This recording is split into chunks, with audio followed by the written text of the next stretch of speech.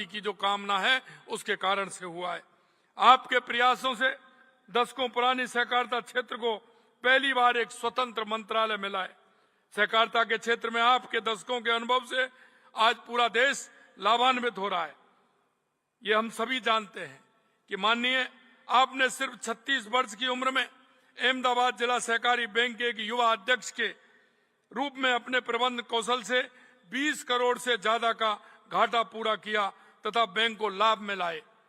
आपने सहकारिता मंत्री के तौर पर देश भर में पैक्स का कंप्यूटरीकरण, पैक्स आधारित अन्न भंडारण का विस्तार हुआ, महिला सहकारी समितियों का गठन हुआ। सहकारी समितियां जो पहले कृषि क्षेत्र में सीमित थीं, उनका मछली पालन, डेयरी, परिवहन जैसे अनेक क्षेत्रों का विस्तार किया है। सहकारिता से जुड़ी जानकारियों को राष्ट्रीय सहकारिता डेटाबेस पोर्टल पर ऑनलाइन उपलब्ध करवाया।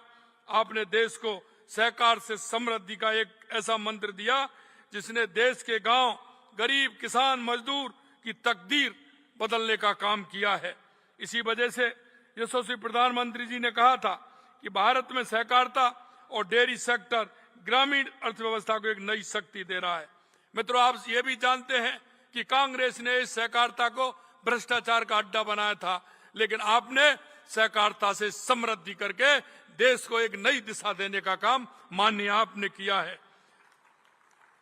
सहकारिता मंत्रालय की स्थापना के मात्र 5 वर्षों में देश भर में जो अभूतपूर्व क्रांति आई है, उसने राजस्थान भी एक अग्रणी भूमिका निभाने का सौभाग्य मिला है। पिछले 2.5 वर्षों में राजस्थान में सहकारिता आंदोलन गांव-गांव तक पहुंचा है। राज्य में लगभग 42,000 से अधिक सहकारी समितियां, जिनमें 1 करोड़ 35 लाख से अधिक सदस्य जुड़े हैं। सहकार सदस्यता अभियान के तहत 8,500 शिविरों के माध्यम से 8,90,000 नवीन सदस्य विभिन्न सहकारी समितियों से जोड़े गए हैं। हम हर एक ग्राम पंचायत तक सहकारी समिति के गठन के लक्ष्य के साथ काम कर रहे हैं। राजस्थान का डेयरी क्षेत्र सहकारिता की बड़ी सफलता का उदाहरण है। आज राजस्थान का डेयरी सहकारिता मॉडल लाखों पशुपालक परिवारों की आर्थिक रीढ़ बन चुका है। राजस्थान को कोऑपरेटिव डेयरी फेडरेशन तथा जिला दुग्ध संघों से लगभग 9,40,000 दुग्ध उत्पादक सदस्य जुड़े हुए हैं, जिनमें 4,20,000 से अधिक महिलाएं हैं।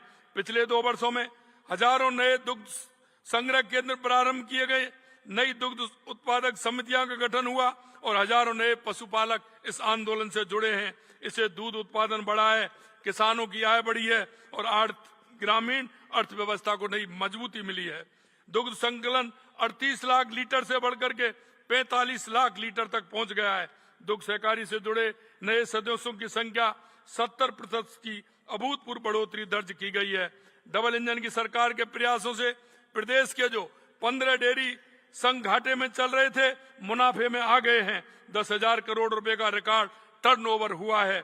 आरसीडीएफ एवं जिला दुग्ध संघों के कुल लाभ और टर्नओवर पिछले 47 वर्षों के इतिहास में सर्वाधिक रहा है। आदरणीय प्रधानमंत्री जी ने भीलवाड़ा दुग्ध संघ के प्रोसेसिंग प्लांट का भव्य उद्घाटन किया था, जो राजस्थान डेयरी के क्षेत्र में गर्व का विषय है। सहकारिता से महिला सशक्तिकरण और ग्रामीण आत्मनिर्भर दोनों लक्ष्यों को साधा जा रहा है। पैक्स आज राजस्थान में अनेक राष्ट्रीय सहकार योजनाओं के प्रभावी क्रियान्वयन में देश के अग्रणी राज्यों में अपनी खास पहचान बना चुका है। हमने सहकारिता को आधुनिक तकनीक से जोड़ते हुए पैक्स कंप्यूटर अभियान को नई गति दी है। 5,646 पैक्स को ई पैक्स बनाया जा चुका है। इस माध्यम से 10 करोड़ से अधिक ऑनलाइन लेन देन हुए हैं, जो देश के सबसे ज्यादा एवं पूरे देश में कुल ट्रांजेक्शन का लगभग 1/3 है। भारत सरकार की प्रत्येक पंचायत में सहकारी समिति गठन का महत्वाकांक्षी योजना के अंतर्गत राजस्थान में अब तक 5,279 नई बहुउद्देशीय सहकारी समितियों का गठन किया गया है। इनमें 1,977 एमपैक्स का गठन कर प्रदेश ने देश में पहला स्थान प्राप्त किया है। मुझे यह बताते हुए खुशी है कि भारतीय बीज सहकारी समिति लिमिटेड की सदस्यता दिलाने में भी राजस्थान देश में पहले स्थान पर है। इससे हमारे किसानों के राष्ट्रीय और वैश्विक बाजारों तक पहुंच के नए द्वार खुले हैं। आज प्रदेश की लगभग 4,875 पैक्स 3 या उससे अधिक व्यवसायिक गतिविधियां संचालन कर रही है। कॉमन सर्विस सेंटर, प्रधानमंत्री किसान समृद्धि केंद्र, किसान उत्पादन संगठन और जन औषधि केंद्र जैसी महत्वपूर्ण सेवाएं ग्रामीण क्षेत्रों तक पहुंच रही हैं। माननीय, मैं अंत में इतना कहना चाहूंगा कि हमारे आज के इस महत्वपूर्ण अवसर पर 500 मीट्रिक टन क्षमता वाले